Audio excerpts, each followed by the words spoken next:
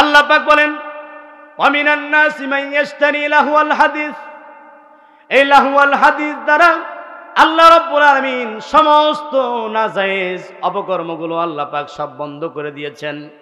আমার ভাইরা, আজকে এই গানের মাধ্যমে কিন্তু বিভিন্ন জায়গায় গুনার কাজ হচ্ছে, জোরে বলুন ঠিক না বেঠিক? আমার ভাইরা, চোখের জিনা হচ্ছে, মুখের গুনাহ হচ্ছে আমার ভাইরা, এবং অঙ্গ প্রত্যঙ্গের জিনাগুলো হয়ে যাচ্ছে। ইসলাম যদি ক্ষমতায় থাকতো, ইসলাম যদি রাষ্ট্রীয় পর্যায়ে থাকতো, আল্লাহ পাক রব্বুল আলামিন বলেন, আমি আল্লাহ রব্বুল আলামিন কোরআনুল কারীমের সূরাতুল মুমিনের ভিতরে আল্লাহ পাক বলেন কুল লিল মুমিনিনা ইয়াগুদ্দু মিন আবসারিহিম। আমি আল্লাহ রব্বুল আলামিন জানায় দিলাম, ও মুমিন পুরুষেরা, তোমরা অন্য কোন নারীর দিকে তাকাইও না। নারীর দিকে তাকাইলে তোমাদের আমল নামায় জিনার গুনাহ হয়। আর ইসলাম যদি রাষ্ট্রীয় ক্ষমতায় থাকতো, আল্লাহ পাক রব্বুল আলামিন জানায়া দিলেন আয-যানিয়াতু ওয়াজ-যানি ফাজলিদু কুল্লা ওয়াহিদিম মিনহুমা মিআতা জালদা। জোরে বলি সুবহানাল্লাহ। আল্লাহ পাক বলেন আয-যানিয়াতু ওয়াজ-যানি, কেউ যদি জিনার কাজ করে, গুনার কাজ করে, ফাজলিদু কুল্লা ওয়াহিদিম মিনহুমা মিআতান জালদা। আল্লাহ পাক বলে যারা জিনার কাজ করবে, অবিবাহিত হলে একটা শাস্তি, আর বিবাহিত হইলে আর একটা শাস্তি। বিবাহিত হইলে তাদেরকে মাটির ভিতরে গলা পর্যন্ত গেড়ে পাথর মেরে দুনিয়া থেকে বিদায় করে দিবা। আর যদি অবিবাহিত হয় তাহলে তাদেরকে 100টা বেত্রাঘাত করবা। তারপরে যদি বেঁচে যায় তাদেরকে সুন্দর করে ছেড়ে দিবা। আমার ভাইরা, এই আইন যদি বাংলাদেশের ময়দানে পার্লামেন্টে যদি জারি করা হতো, আচ্ছা খোদার কসম করে বলুন তো, 24 ঘন্টা নয় আর 42-44 বছরে বাংলাদেশ নয়, 1 মিনিটে টেকনাফ থেকে তেতুলিয়া সবাই ভালো হয়ে যেত। জোরে বলুন সুবহানাল্লাহ। আমার ভাইরা, হযরত ওমর ফারুক রাদিয়াল্লাহু তাআলা আনহু এবার দেওয়াল টপকায়া যখন বাড়ির ভিতরে ঢুকলো, ঢোকার পরে এবার মহিলাকে বলছেন, মহিলারে তাড়াতাড়ি দরজা খোল, না হলে আমি তোর দরজা ভেঙে ফেলবো। তুই কেন আমার রাষ্ট্রের ভিতরে এইরকম গান গাইলি? মহিলা বলে, আমার ভুল হয়ে গেছে, আমি আর গাইব না। কয় না, তুই কেন গাইলি? কারণ তুই কি কোরআন জানোস না? এরে মূর্খ মহিলা, তুই তো মূর্খ মহিলা। এবার মহিলা বলছেন, আমি যদি আজকে দরজা খুলি না খুলি তাহলে আজকে পথিক যদি আমার দরজা ভেঙে ফেলে, দরজা ভাঙা যদি আমার ঘরের ভিতরে ঢোকে আর গলা থেকে যদি মাথাটা আলাদা করে দেয়, তাহলে তো আমার সব শেষ, খতম হয়ে গেল। যা আছে কপালে কপালে হবে কাল সকালে, যা আছে কপালে হবে কাল সকালে। আজকে ওমরের সাথে আমি কথা বলবো, ওমরের সাথে জীবনে আছে আর কি। এবার মহিলা ওমরকে ডাক দিয়ে বলছেন, ওমর রে, আমার তো ভুল হয়ে গেছে। ওমর বলছেন, মহিলা তুমি কেন এমন গুনাহ করলা? তুমি তো মূর্খ, তুমি কি কোরআন পড়তে জানো না? আল্লাহ রাব্বুল আলামিন সূরা লোকমানের 6 নম্বর আয়াতের ভিতরে বলছেন, সমস্ত নাজায়েজ গানগুলো আল্লাহ পাক রব্বুল আলামিন নিষেধ করে দিয়েছেন। জোরে বলি সুবহানাল্লাহ। মহিলা মনে মনে বলে, আমাকে মূর্খ বলল। মহিলা এবার খলিফাতুল মুসলিমিন হযরত ওমর রাদিয়াল্লাহু তাআলা আনহুকে ডাক দিয়ে বলে, ওমর, তুমি আমাকে মূর্খ বললা। ওগো ওমর, আমি তো মূর্খ না। তুমি জানো না, বোঝো না রে খলিফা, আমি মেয়ে কোরআনের হাফেজা। এইটুকু আল্লাহ বলতেছেন, আপনার তোমার ঘুমাইতেছেন। আবার টান দেবো, দেবো টান দেব। এরপরে সুবহানাল্লাহ দেখুন কিভাবে বলেন, তুমি জানো না, বোঝো না রে খলিফা, আমি মেয়ে কোরআনের হাফেজা। আল্লাহু আকবার। এই কথা বলার সাথে সাথে ওমরের গায়ের পশমগুলো দাঁড়িয়ে গেছে। ওমর বলছেন, মহিলা তাহলে কোরআন জানার পরেও তুমি কেন গান গাইলা? মহিলা বলতেছে, ওমর আমি তো একটা আয়াত লঙ্ঘন করেছি, আর আপনি আল্লাহর কোরআনের তিনটি আয়াত লঙ্ঘন করেছেন। ওমর ডাক দিয়ে বলে, মহিলা আমি কিভাবে 3টা আয়াত লঙ্ঘন করলাম? আল্লাহু আকবার। এবার বলছেন, ওমর আল্লাহ রাব্বুল আলামিন সূরাতুল বাকারার 109 নম্বর আয়াতের শেষের দিকে বলছেন, ওয়ালাইসাল বিররু বিআন তা'তুল বুয়ুতা মিন যুহুরিহা ওয়ালাকিন্নাল বিররা মানিত্তাকা ওয়া আতুল বুয়ুতা মিন আবওয়াবিহা ওয়াত্তাকুল্লাহা লাআল্লাকুম তুফলিহুন। চিল্লা বলি আল্লাহু আকবার। আমার ভাইরা, আল্লাহ পাক বলেন, ও বন্ধু, ও বন্ধু, আল্লাহ পাক বলেন, ও মুমিনেরা তোমরা মানুষের ঘরের পিছন দিক দিয়ে প্রবেশ করো না, পিছন দিক দিয়ে প্রবেশ করো না। তোমরা যদি ঘরের ভিতরে প্রবেশ করো, সামনের দিক দিয়ে প্রবেশ করো। সুবহানাল্লাহ। 2 নম্বরে আপনি আরেকটা আয়াত লঙ্ঘন করেছেন। আল্লাহ রাব্বুল আলামিন কোরআনুল কারীমের ভিতরে জানায়া দিলেন, ইয়া আইয়ুহাল্লাযীনা আমানু লা তাদখুলু বুয়ুতান গায়রা বুয়ুতিকুম হাত্তা তাসতাআনিসু ওয়া তুসাল্লিমু আলা আহলিহা। চিল্লা বলি আল্লাহু আকবার। আমার সালামের কথা মনে পড়ে গেল। বন্ধু, আমরা সালাম দিতে আজকে কার্পণ্য করি, কিন্তু আমার নবী, বিশ্ব নবী রাহমাতুল লিল আলামিন, সাইয়্যিদুল কাউনাইন, খাতামুন নবিয়্যিন, যিনি হচ্ছেন সমস্ত মানবতার নবী, আমার নবীর কাছে এক লোক বিচার দিল, ইয়া রাসূলুল্লাহ, ইয়া হাবিবাল্লাহ, আপনার একজন সাহাবী সবার চাইতে পরে নামাজে আসে, আবার সবার চাইতে আগে বের হয়ে যায়।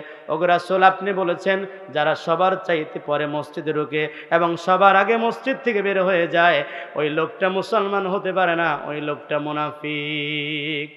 ও রাসূল, এই যে আপনার এই সাহাবী সবার পরে ঢুকে সবার আগে বের হয়ে যায়, রাসূল গো আপনি তো তার বিচার করেন না, আপনি তো একবারও তাকে দেখলেন না। এই কথা যখন বলছে, বলার সাথে সাথেই বলতেছে, ঠিক আছে আমি একটু পর্যবেক্ষণ করে নেই। এবার রাসূল তিনি দেখতেছেন ওই সাহাবী সবার চাইতে পরে আসছে, আবার নামাজ শেষ হয়ে সালাম ফেরানোতে দেরি, কিন্তু ওই সাহাবীর সাথে সাথেই মসজিদ থেকে বের হয়ে গেছে। নবী এবার বললেন, আবু বকর কই রে, ওমর কই, উসমান কই, চল সাহাবীর বাড়িতে যাব। এবার সাহাবীর বাড়িতে চলে গেলেন। যাওয়ার পরে সাহাবীকে ডাক দিয়ে বলে, আসসালামু আলাইকা ইয়া আহলাল বাইত। আমার ভাইরা যখন বাড়ির দিকে চলে যায়, যাওয়ার পরে দেখে ছোট্ট একটা বাচ্চাটাকে রশি দিয়ে এমন করে টাইট করে বেঁধেছে, বাঁধার কারণে শরীরের ভিতরে রক্ত জমে গেছে। বাচ্চাটা চোখের পানি ছেড়ে ছেড়ে কাঁদতেছে। আমার নবী বিশ্বনবী রাহমাতুল লিল আলামিন বাচ্চার দিকে তাকায়া চোখের পানি ছেড়ে দিয়েছে, বলে, আল্লাহ আমার কেমন সাহাবী ছোট্ট একটা বাচ্চা কেমন করে কষ্ট দেয়। আমার নবী কিন্তু ছোট বাচ্চাদেরকে প্রচন্ড ভালোবাসতেন, মহব্বত করতেন। নবী বলেন, কোন বাচ্চা যখন মসজিদে ঢুকে যায়, মসজিদের ভিতরে গুঞ্জন সৃষ্টি হয়ে যায়। জোরে বলুন ঠিক না ঠিক? হযরতে হুসাইন রাদিয়াল্লাহু তাআলা আনহু মসজিদের ভিতরে যখন ঢুকে যেতেন, ঢোকার পর হযরতে হুসাইন রাদিয়াল্লাহু তাআলা আনহু নবীজির একবার কাঁধে চড়তো, একবার নবীজি যখন সেজদায় চলে গেছে, যাওয়ার পরে আমার নবীজি সেজদায় যাওয়ার পরে হুসাইন ঘাড়ের উপর উঠে বসেছে, বলে, রাসূল গো, ওগো রাসূল, হুসাইন আপনার কাঁধের উপর উঠেছে। আল্লাহ পাক ডাক দিয়ে বলে, রাসূল গো, আপনি বারবার কেন সেজদা থেকে উঠতে চাচ্ছেন? হোসাইন আপনার কাঁধে চড়েছে, যতক্ষণ পর্যন্ত কাঁধের উপরে থাকবে ততক্ষণ পর্যন্ত আপনি সেজদার ভিতরে পড়ে থাকবেন। আমার ভাইরা, বাচ্চাদেরকে কেমন পায়রুটি দিয়েছেন। আজকে আমরা কথায় কথায় বাচ্চাদের উপর অত্যাচার করে, নির্যাতন করে, নিপীড়ন করি, বাচ্চাদেরকে মসজিদ থেকে বের করে দেই। রাসূল বলেন, যে মসজিদের ভিতরে বাচ্চাদের গুঞ্জন নাই, ভবিষ্যতে বুঝতে হবে ওই মসজিদের ভিতরে নামাজ পড়ার মতো লোক পাওয়া যাবে না। এই জন্য বাচ্চাদেরকে মারাধরি করা যাবে। আমার ভাইরা, নবীজি বাচ্চাটার দিকে তাকায় চোখের পানি ছেড়ে ছেড়ে বলে, কেমন সাহাবীরে তুই, আমার এত সুন্দর বাচ্চাটাকে কষ্ট দিয়েছিস। এবার বাসার সামনে গিয়ে বারবার রাসূল সালাম দেয়, আসসালামু আলাইকা ইয়া আহলাল বাইত, বাড়িতে কেউ আসো নাকি, তাড়াতাড়ি বের হয়ে আসো। ওই সাহাবী, আগের দিনে এরকম এত ঘর ছিল না, আরবের ভিতরে ঘরগুলো ছিল পাহাড়ের গর্তের ভিতরে, ঘরগুলো ছিল মাটির নিচে। সাহাবায়ে কেরাম অনেকেই মাটির নিচে ঘর বানাইতেন। আপনারা যদি এখনো সার্চ দেন, ইউটিউবে সার্চ দেন, আপনারা দেখতে পাবেন অনেক মানুষ এখনো মাটির নিচে বসবাস করে। সুবহানাল্লাহ। আমার ভাইরা, তিনবার সালাম দিলেন। সালাম দেওয়ার পর সাহাবী বের হয় না। হযরত ওমর রাদিয়াল্লাহু তাআলা আনহু রাগ হয়ে গেল, এত বড় সাহস, নবীজি তোরে সালাম দেয়, তুই বের হস না, কারণটা কি? কিছুক্ষণ পরে ওই সাহাবী যখন নবীজি রাগ হয়ে পিছন দিকে ঘুরে ফিরে যায়, এমন সময় সাহাবী তাড়াতাড়ি কাপড়টা নিয়ে রাসূলের পিছে পিছে দৌড়ায়, বলে, ওয়া আলাইকুমুস সালাম ইয়া রাসূলুল্লাহ, আমি আপনার সাহাবী, নামাজের ভিতরে ছিলাম, আপনার উত্তরটা দিতে পারি নাই। রাসূল বলে, তুই কেমন নামাজি ছেলে, নামাজি, আমার চাইতে তোর নামাজ বেশি বড় হয়ে গেল নাকি রে? বলে, না না রাসূল, আমি সাথে সাথে আপনার সালামের উত্তর নিতাম, কিন্তু ইয়া রাসূলুল্লাহ, আমি এমন একটা অবস্থায় ছিলাম, এমন একটা পরিবেশে ছিলাম, আমার শরীরের ভিতরে কোনো কাপড় ছিল না রে বন্ধু। রাসূলের কাছে চোখের পানি ছেড়ে ছেড়ে যখন সাহাবী কান্দে আর বলে, ইয়া রাসূলুল্লাহ, আমার বিবির একটা কাপড়, আমারও একটা কাপড়, আমরা যখন নামাজ পড়ি আমার নিচের কাপড়টা পরা থাকি আর উপরের কাপড়টা বিবির কাছ থেকে নিয়ে যাই, মসজিদে সবার পরে যাইয়া ঢুকি, তাড়াতাড়ি নামাজ পড়ে আবার ওই কাপড়টা আমার বিবিকে দেই, তারপর আমার বিবি নামাজ পড়ে। বন্ধুরে, আজকে আমরা কত সুবিধা, জামা কাপড়ের অভাব নাই, নামাজ পড়ি না। জোরে বলুন ঠিক না ঠিক? ও বন্ধু, সময় বেশি নাই, কত জায়গায় কনসার্ট হয়, কত জায়গায় গান হয়, কোন জায়গায় বাধা দেওয়া হয় না। গতকালকে এক জায়গায় মাহফিল করেছি, বাধা দেয় নাই আমার বন্ধু, তার আগের দিন মাহফিল করছি, সেখানেও কোনো বাধা দেওয়া হয় নাই। বলা হয়েছে আজকে অল্প কিছুক্ষণের ভিতরে ছেড়ে দিতে। সারা রাত ভরে যদি গান হয়, গানের জন্য পারমিশন লাগে না, পুলিশ পাহারা দেয়। আর আল্লাহর কোরআনের কথা বললে সেখানে পাহারা লাগে না, সেখানে অনেক জনের কাছ থেকে বলা হয় মাহফিলের জন্য একটু অনুমতি দিতে হবে, অমুক নেতা তমুক নেতা, নেতার পর নেতা দইরা তারপরে আবার ওসি সাহেবের কাছ থেকে অনুমতি নিয়ে মাহফিল করতে হয়। বন্ধুরে, মুসলমানের দেশে বড় দুঃখ লাগে, কষ্ট লাগে। আমার বন্ধু, আপনাদেরকে আর কষ্ট দিব না, সময়ের শেষের দিকে অল্প কিছুক্ষণের ভিতরে শেষ করে দিব রে বন্ধু। এবার ওই যে সাহাবী বলে, ইয়া রাসূলুল্লাহ, আমার বিবির একটা কাপড়, আর আমি যখন গর্তের ভিতরে ঢুকে আমার উপরের কাপড়টা আমার বিবিরে দেই, আমার বিবি পুরা শরীর ঢাইকা নামাজ পড়ে। ইয়া রাসূলুল্লাহ, আপনি যখন ডাক দিয়েছিলেন, রাসূল গো, আমার তখন পরিবেশটা ছিল না আপনার সাথে কথা বলা, আপনার সাথে দেখা করার। আমার বিবি তাড়াতাড়ি নামাজ পড়া শেষ করে কাপড়টা যখন আমাকে দিল, কাপড়টা দেওয়ার পরে ওগো রাসূল ওই কাপড়টা পরে আমি আপনার সাথে দেখা করতে আসলাম। রাসূল বলেন, সাহাবীরে বুঝতে পারলাম। ওমর বলে, ইয়া রাসূলুল্লাহ, ইয়া হাবিবাল্লাহ, ও অনেক বড় একটা বেয়াদবি করেছে। সাহাবী বলে, ওমর ভাই, আমি কি এমন বেয়াদবি করলাম? ওমর বলে, তুই তোর ছোট্ট বাচ্চাটাকে কেন রশি দিয়ে এত কষ্ট করে বেঁধে রেখেছিস? বাচ্চাটা কাঁদতেছে, শরীরের ভিতর দাগ হয়ে গেছে, চল চল তোর বিচার হবে। এবার সাহাবী চোখের পানি ছেড়ে দিয়ে বলে, ইয়া রাসূলুল্লাহ, ইয়া হাবিবাল্লাহ, ওগো রাসূল, আমি যখন নামাজ পড়তে যাই আমার ছোট্ট বাচ্চাটা ইহুদির গাছে গিয়া খেজুর টুকায়। ওগো রাসূল, ইহুদি আপনাকে গালিগালাজ করে, ইহুদি আপনাকে অকথ্য ভাষায় যখন গালিগালাজ করে, রাসূল গো, আমার বাচ্চাকে যদি ইহুদি মারতে মারতে মেরে ফেলতো আমার ভিতরে কোনো কষ্ট লাগতো না। রাসূল আপনাকে যখন গালিগালাজ করে তখন আমার কলিজার ভিতরে মানে না। চিল্লা বলি সুবহানাল্লাহ। আমার রাসূল চোখের পানি ছেড়ে দেয়া বলে, সাহাবী, আমাকে ভালোবেসে তোর ছোট্ট বাচ্চাটাকে কষ্ট দেস? বন্ধু, আমার ওই নবী মদিনার জমিনে শুয়ে আছেন। বন্ধুরে, কেউ যদি নবীরে পাইতে চায়, কেউ যদি নবীকে ভালোবাসে, মনে প্রাণে ভালোবাসে, আল্লাহর নবী বলেন, কেউ যদি প্রতিদিন দরুদ শরীফটা পড়ে মনোযোগ সহকারে, আল্লাহর নবী বলেন, একদিন না দুই দিন না, কেউ যদি দিলে প্রাণে নবীকে দেখার জন্য চেষ্টা করে, আল্লাহর নবী মদিনা থেকে এসে তাকে ঘুমের ঘরে দেখা দিয়া দিবে। ও মদিনার মাটি রে, সকল সুখ বুঝিত ওর কপালে।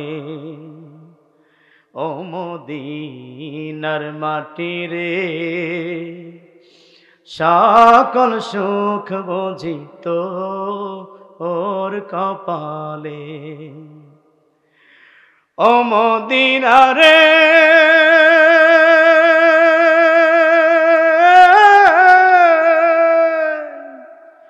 তোমার বুকে আমার নবী, যাহার প্রেমে পয়দা সবই, যাহার প্রেমে পাগল হইল ত্রিভুবন। জোরে বলুন ঠিক না বে ঠিক? ও মদিনা রে,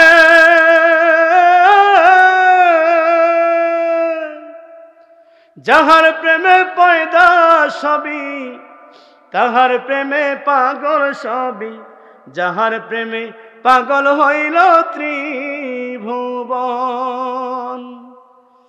যাব কবে মদিনায়, মনেতে মানে না যে, সহে না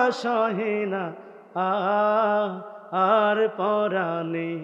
ও মদিনার মাটি রে, সকল সুখ বুঝিত ওর কপালে।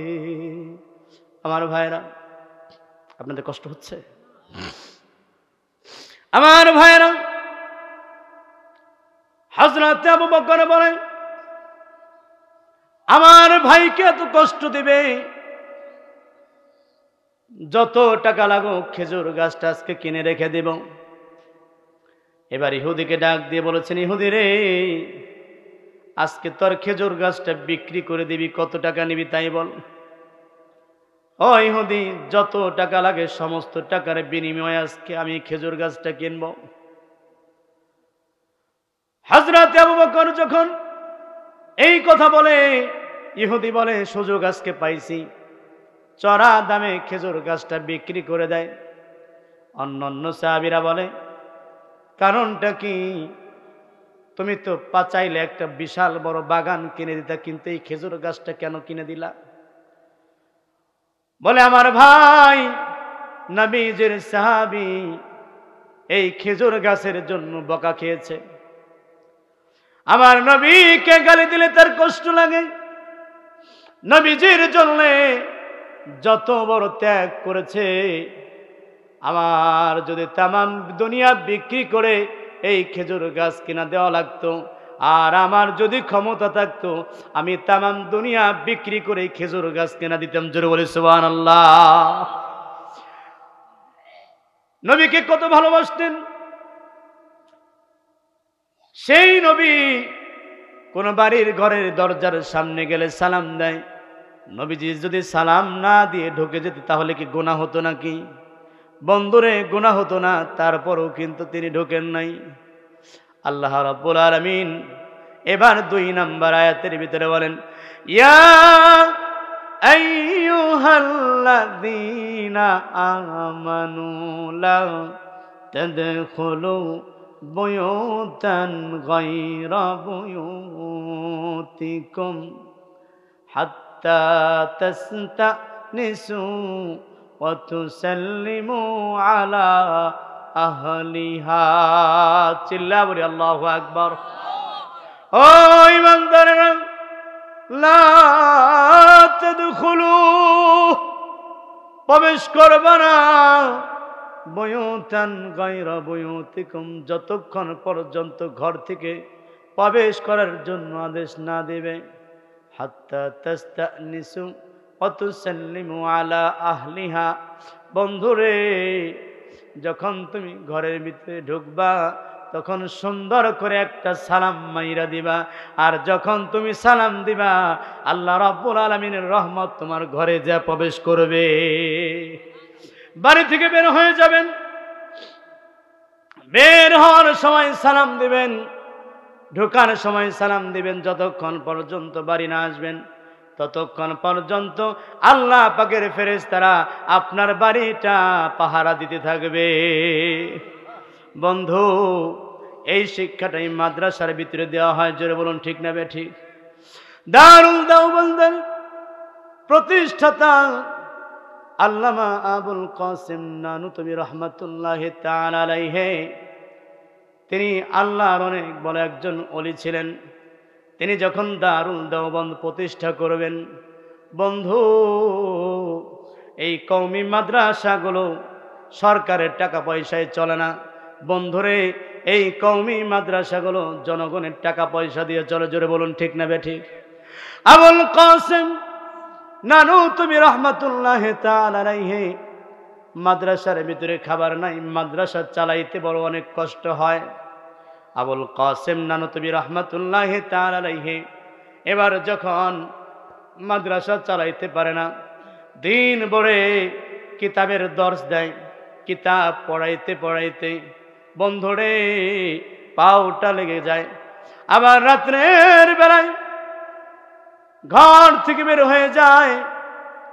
বের হয়ে এবার তিনি শহরের ভিতরে চলে যান। শহরের ভিতরে গিয়া কুলির কাজ করে, মজুরের কাজ করে।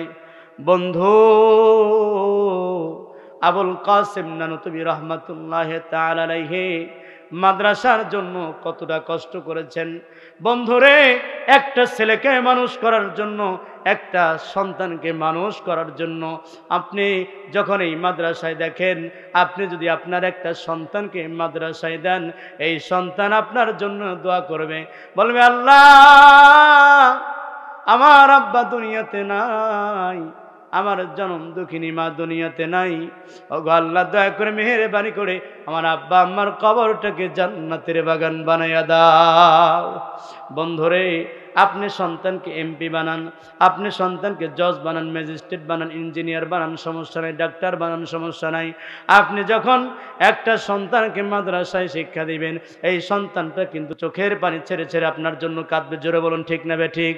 ও বন্ধু, আর আপনি যে সন্তানকে শুধু স্কুলে পড়াইলেন, মাদ্রাসার শিক্ষা দেন নাই, কোরআনের শিক্ষা দেন নাই, এই সন্তান কিয়ামতের ময়দানে কঠিন বিচারের দিনে আল্লাহর কাছে ডাক দিয়ে বলবে, রব্বানা আরিনাল্লাযাইনি আদাল্লানা মিনাল জিন্নি ওয়াল ইনসি নাজআলহুমা তাহতা আকদামিনা লিয়াকুনা মিনাল আসফালিন। এই সন্তান বলবে, আল্লাহ, আমার আব্বা আমার মা আমাকে মাদ্রাসায় পাঠায় নাই, মাদ্রাসার শিক্ষা দেয় নাই, খালি কইছি স্কুলে যাই, স্কুলে যা। স্কুলে যাই আজকে আমি কোনো শিক্ষাই গ্রহণ করতে পারি নাই। ওগো আল্লাহ, আজকে আমার কাছে তো কোনো নেকি নাই, আজকে আমি জাহান্নামী হয়ে যাচ্ছে রে। ওগো আল্লাহ, আমার যেই আব্বা আমার যেই মা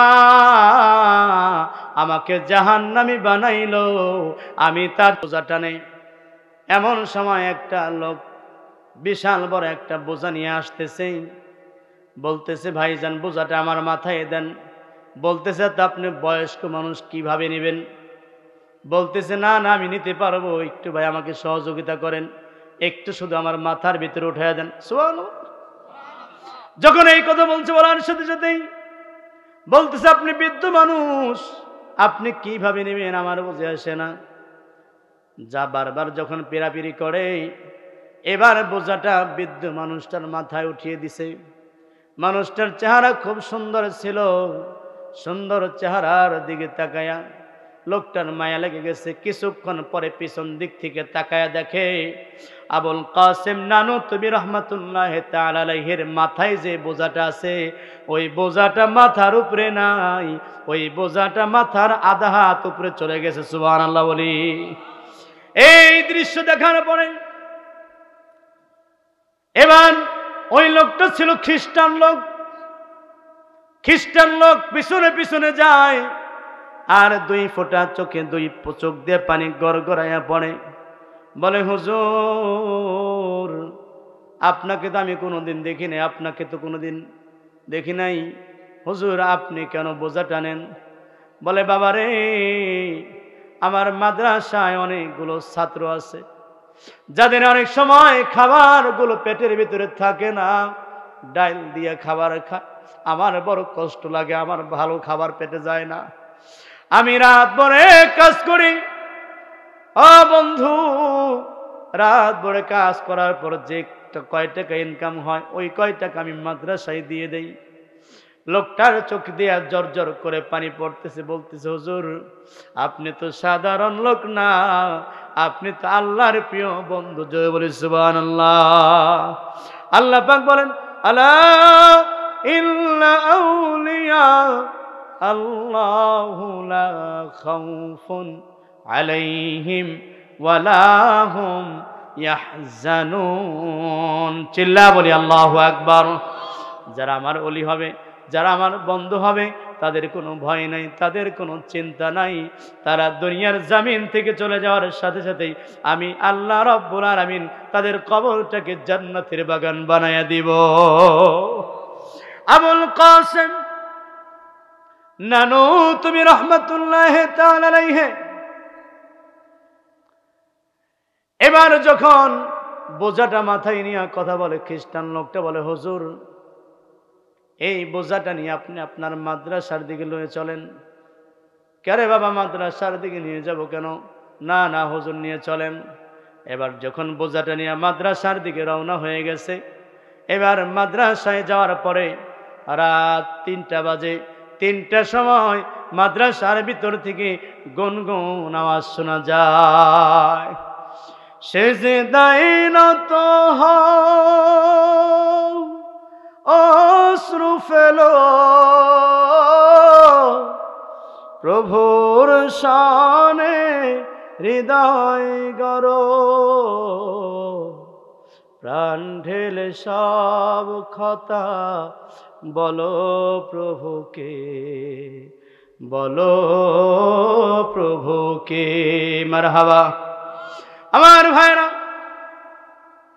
আবুল কাসেম নানুতুবি রহমাতুল্লাহ তাআলা আলাইহি এবার যখন দাঁড়িয়ে থাকে, বলে, হুজুর আপনার একটা ছাত্রকে পাঠান, আমি একটু ওদের জবান থেকে কোরআন তেলাওয়াত শুনবো।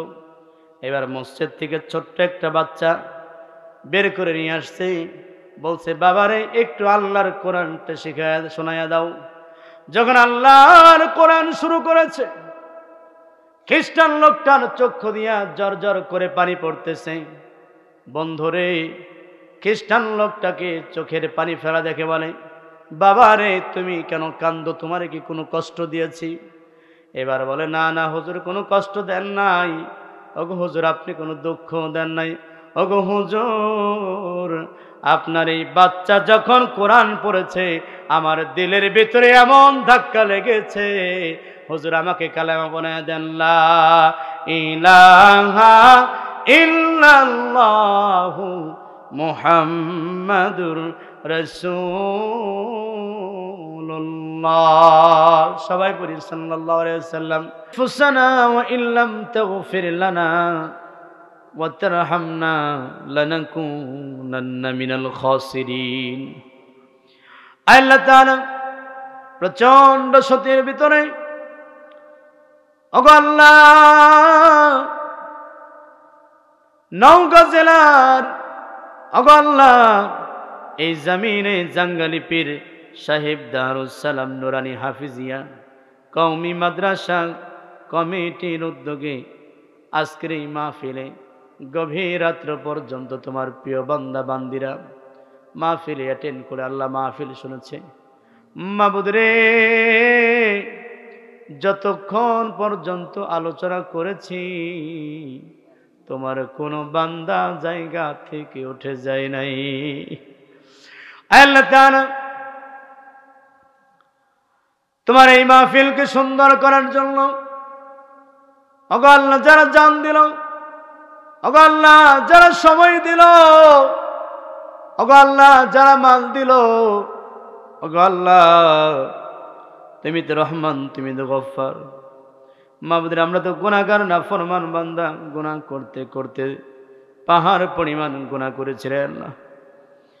আল্লাহ তাআলা তুমি যদি গুনাহ ক্ষমা না করো, কার দরবারে যাব, কার কাছে যাব? আল্লাহ ওগো আল্লাহ, তুমি বলেছ বান্দার গুনাহ যদি হয় সাগরের ফেনা পরিমাণ, আল্লাহ তোমার ভালোবাসা, তোমার দয়া সাগরের পানি পরিমাণ।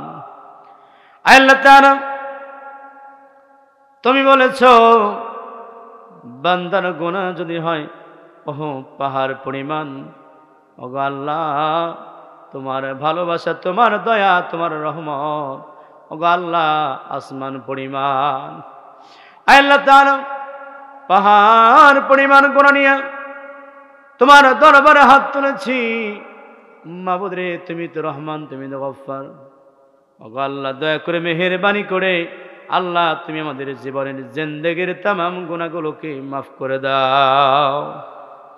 আল্লাহ তাআলা আজকের এই মাহফিলে যতটুকু সওয়াব হয়েছে সওয়াবগুলোকে কোটি কোটি গুণ বাড়াইয়া সর্বপ্রথম আকায়ে নামদার তাজদারে মদিনা বিশ্ব মানবতার মহান দেশারি ওসওয়ায়ে হাসানাত সাইয়্যিদুল কাওনাইন খাতামুন নবিয়্যিন আশরাফুল আম্বিয়া জনাবে মুহাম্মদুর রাসূলুল্লাহ সাল্লাল্লাহু আলাইহি ওয়াসাল্লামের রওজা মুবারকে সবটুকু হাদিয়া পৌঁছায়া দাও।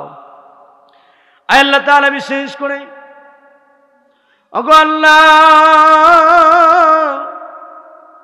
কার জনম দুঃখিনী মা দুনিয়ার জমিন থেকে হারায় গেছে, ওগো আল্লাহ জনম দুঃখিনী মায়ের জন্য বরকত দিলে। ওগো আল্লাহ মা হারা সন্তানগুলো চোখের পানি ছেড়ে ছেড়ে কান্দে আল্লাহ। ওগো আল্লাহ একটা সন্তান যখন মায়ের পেটের ভিতরে আস্তে আস্তে বড় হয়, ওগো আল্লাহ 6 মাসের সময় পেটের ভিতরে একটা লাথি মারে। ওগো আল্লাহ আবার যখন ভূমিষ্ঠ হবে এমন একটা লাথি মারে যে লাথির কারণে বুকের ছাতিটা পর্যন্ত ফেটে যায়। ওগো আল্লাহ তবু সন্তানরে ভালোবাসে রে মায়।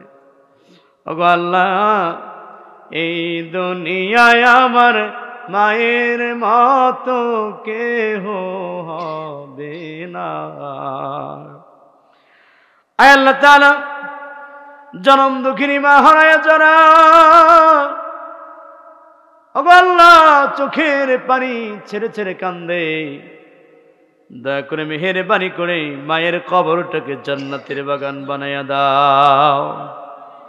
আয় আল্লাহ তাআলা, যেই বাবা মাথার ঘাম পায়ে ফেলে সন্তানরে বড় করলো, মাবুদরে কষ্টের পর কষ্ট করলো, ওগো আল্লাহ সন্তানের জন্য নিজের ছেঁড়া জামা গায়ে দিয়ে সন্তানরে ভালো জামা পরাইলো।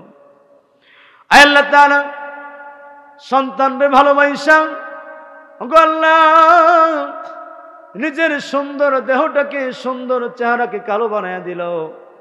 ওগো আল্লাহ, সেই আব্বাজান কার যেন দুনিয়াতে নাই। মাবুদ রে, আমার ভাই বোনেরা চোখের পানি ছেড়ে ছেড়ে কাঁদতেছে। মাবুদে দয়া করে মেহেরবানি করে ওগো আল্লাহ আব্বার কবরটা জান্নাতের বাগান বানাইয়া দাও। আল্লাহ তাআলা, আজকের এই মাহফিলে ওগো আল্লাহ স্বতঃস্ফূর্তভাবে আল্লাহ আমার ভাইরা দান খয়রাত করেছেন রে মাবুদ। জানি না কার মনে কি আশা, কার মনে কি আকাঙ্ক্ষা।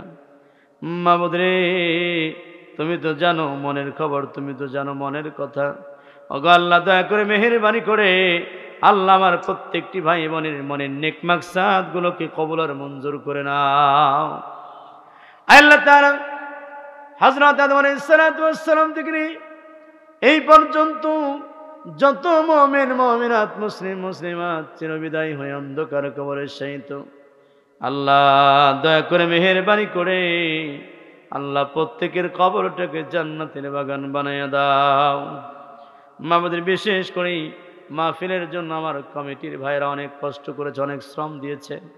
মাবুদ রে, এই মাহফিল চালানোর জন্য অনেক কষ্ট করেছে আল্লাহ। ওগো আল্লাহ দয়া করে মেহেরবানি করে আমার মাহফিল কমিটি ভাইয়ের মনের নেক মাকসাদ, ভাইদের মনের নেক মাকসাদ গুলো কবুল আর মঞ্জুর করে নাও। আল্লাহ তাআলা, এই মাদ্রাসার জন্য যারা হাত দিয়ে কাজ করে, আল্লাহ মুখ দিয়া কথা বলে, আল্লাহ টাকা পয়সা দিয়া যারা শ্রম দিল, আল্লাহ প্রত্যেকের মনের নেক মাকসাদ গুলো কবুল আর মঞ্জুর করে নাও। আল্লাহ তাআলা, এই মাদ্রাসাকে আল্লাহ এলাকার মডেল হিসাবে কবুল আর মঞ্জুর করে নাও। আল্লাহ তাআলা, এই মাহফিলকে কবুল আর মঞ্জুর করে নাও। মাবুদ রে, আমার বড় ভাই হামিদুর রহমান মাদ্রাসার বড় হুজুর, আল্লাহ মাদ্রাসার জন্য অনেক কষ্ট করে। ওগো আল্লাহ, আমার ভাইটাকে আল্লাহ নেক হায়াত দারাজ করে দাও। আল্লাহ মাদ্রাসার খেদমত সুন্দর করে করার জন্য কবুল আর মঞ্জুর করে নাও। আল্লাহ তাআলা, এই মাহফিলের সভাপতি ওগো আল্লাহ সহসভাপতি আল্লাহ দুইজন ভাইকে আল্লাহ কবুল আর মঞ্জুর করে নাও। আল্লাহ তাআলা নেক হায়াত দারাজ করে দাও। মাবুদ রে, আজকের এই মাহফিলে আমার অনেক মা বোনের অনেক আশা নিয়ে, আল্লাহ অনেক আশা নিয়ে মাহফিলে এসেছে। মাবুদ রে, আমার মায়েদের মনের নেক মাকসাদ গুলো কবুল করে নাও। আল্লাহ তাআলা, আমার ভাইদের মনের নেক মাকসাদ গুলো কবুল আর মঞ্জুর করে নাও। আল্লাহ তাআলা, আমি সফর সঙ্গী হিসাবে মাবুদ রে সফর এসেছি ওগো আল্লাহ তোমার দিনের দাওয়াতি কাজ করার জন্য। ওগো আল্লাহ, জীবনের অন্তিম মুহূর্ত পর্যন্ত দিনের দাওয়াতি কাজ করার জন্য আল্লাহ কবুল করে নাও, মঞ্জুর করে নাও। আল্লাহ তাআলা, দুনিয়ার জমিন ছেড়ে কোন দিন যেন চলে যাব রে ওগো আল্লাহ, কোন দিন যেন আজরাইল মালাকুল মউত এসে যায়। মাবুদ রে, জীবনে কত দোয়া করলাম আল্লাহ, জানি না কবুল করেছো কিনা। দয়া করে মেহেরবানি করে আজকের এই মাহফিলের দোয়া কারকে কবুল আর মঞ্জুর করে নাও। রব্বি ইয়া রব করম তু अगर करे को बात जुबा को जो दिल कर सर करे तकब्बल मिन्ना इन्नका अंतस समीउल अलीम वतुब अलैना या मौलाना इन्नका अंतात तव्वाबुर रहीम। আল্লাহ তাআলা, আজরাইল মালাকুল মউত যেদিন আমাদের সামনে এসে যাবে, সেই কঠিন মুসিবতের সময়ে আমাদের প্রত্যেকের জবানে জারি করে দিও লা ইলাহা ইল্লাল্লাহু মুহাম্মাদুর রাসূলুল্লাহ।